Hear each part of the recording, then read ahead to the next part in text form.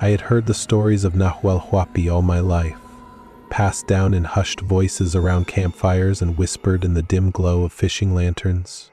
The elders spoke of strange occurrences on the lake, of boats that set out at dawn only to be found drifting empty by nightfall. Their occupants vanished without a trace.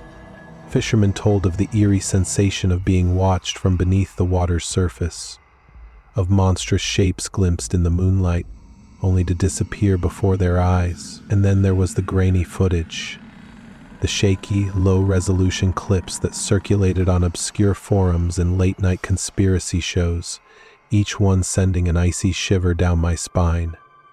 A massive, shadowy figure gliding just beneath the surface, breaking through the waves for the briefest moment before submerging into darkness. Skeptics dismissed it as a trick of the light, as floating debris or a hoax. But something deep inside me refused to believe that all these stories were just myths. I needed to see it for myself. I needed to know if Nahuelito was real. So I packed my gear, double-checking every item with meticulous care. My camera, extra batteries, a waterproof flashlight, a journal to record my findings. Everything I would need to document whatever I might encounter. The journey to Patagonia was grueling, a long and winding trek through rugged terrain that only heightened my anticipation. Each passing mile brought me closer to the lake, my pulse quickening with every step. By the time I finally arrived, the sun was beginning its descent behind the towering peaks of the Andes, casting the landscape in deep molten hues of crimson and gold. The sky bled into the horizon, and in that moment, Nahuel Huapi stretched out before me like an endless abyss. The water was eerily still, unnaturally so.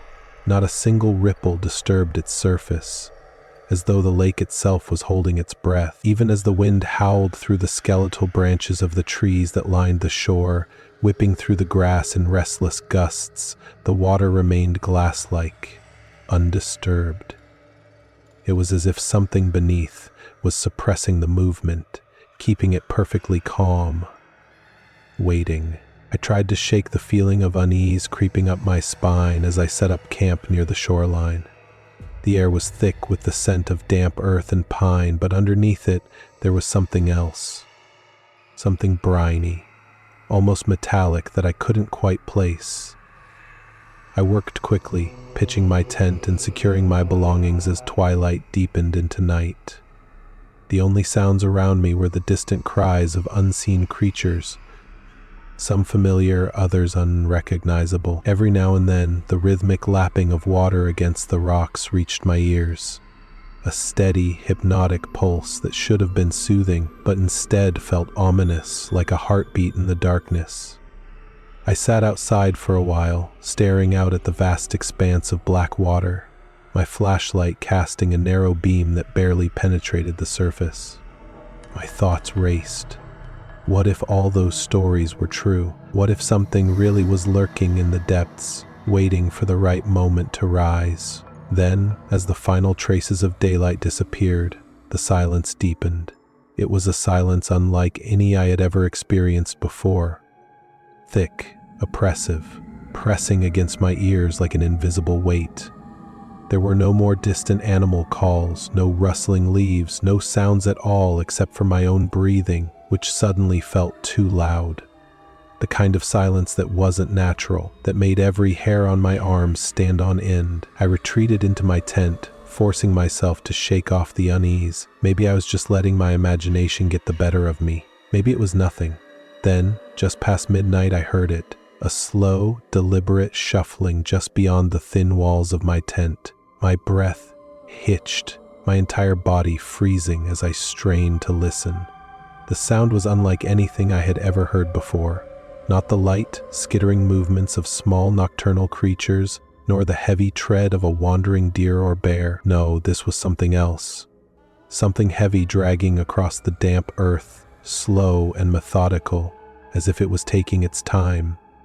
As if it knew I was inside and was waiting for me to react. My pulse hammered in my throat. Every instinct screamed at me to stay still, to keep silent, to not even breathe too loudly. My mind raced through every possibility. Was it an animal? Another person? But deep down I knew this was different. There was intelligence in the movement, a patience that sent ice coursing through my veins. I reached for my flashlight with trembling fingers, but I hesitated before turning it on. I reached for my flashlight, my fingers trembling, and unzipped the tent as quietly as I could. The moment the beam cut through the darkness, the sound stopped. I swept the light across the tree line, my breath caught in my chest. Nothing. And then, the lake moved. At first it was subtle, almost imperceptible, a single ripple rolling across the glass-like surface. The air was still, untouched by even the faintest breeze, yet the water stirred as though something beneath had exhaled, shifting in its slumber. My pulse pounded in my ears as I stared, frozen in place, watching that lone ripple expand outward in perfect, unnatural symmetry. It was not the casual disturbance of a fish breaking the surface, nor the gentle wake of drifting debris. No, this was deliberate, measured. Something vast had stirred below, something that had been resting just beneath my feet, unseen in the black depths.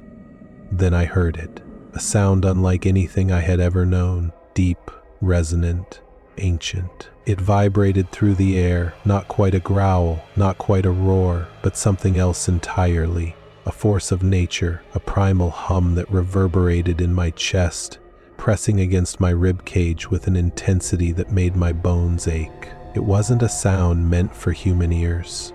It belonged to something older, something that had existed long before we had given this place a name. The water trembled, ripples multiplying, distorting the lake's mirrored surface, and then I saw it. A shadow, impossibly large, moved beneath the waves. My breath caught as it rose, breaking through the surface with agonizing slowness. The dark mass glistened under the faint glow of the moon, slick and undulating, shifting in ways that defied logic. It was neither fish nor beast, neither wholly solid nor entirely fluid. Its form seemed to stretch and twist, changing as it moved, as though it was struggling to contain itself in a shape my mind could comprehend. And yet, for all its shifting, for all its unnatural movements, one thing was certain: it saw me.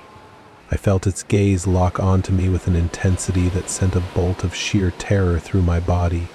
It was not just looking at me, it was studying me, dissecting me in ways I could not fathom. The weight of its presence was suffocating, an oppressive force pressing down on my lungs, stealing the air from my chest. My body screamed for me to run, but I couldn't move. I couldn't even blink. My breath came in shallow, ragged gasps as I stumbled backward, my legs barely able to support me. The damp earth clung to my boots as I took another trembling step, every fiber of my being screaming at me to flee. And then, with a slow, deliberate movement, it began to sink. There was no splash, no violent thrashing, only a smooth, unhurried descent as it slipped back beneath the surface, vanishing into the abyss as though it had never been there at all. The water stilled, the last ripples fading into nothing. I sat inside my tent, my flashlight clutched in white-knuckled hands, my ears straining for any sound, any sign that it had returned. But the night remained deathly quiet, an oppressive void where the world seemed to hold its breath. My mind replayed the moment again and again, the impossible shape, the weight of its gaze, the sound that vibrated through my bones. I told myself I had imagined it, that it had been a trick of the light, an illusion conjured by exhaustion and fear. But deep down I knew the truth.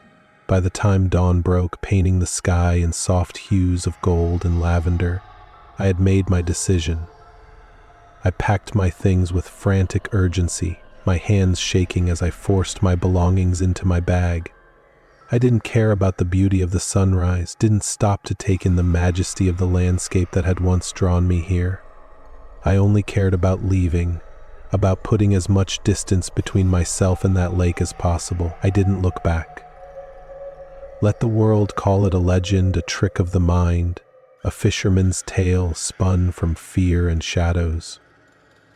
Let the skeptics dismiss the stories, let the experts analyze the grainy footage and call it inconclusive. None of that matters. because I know better. And it is waiting. Moral of the story is, dark waters hide deep secrets. Trust your instincts and never stay alone by the lake at night.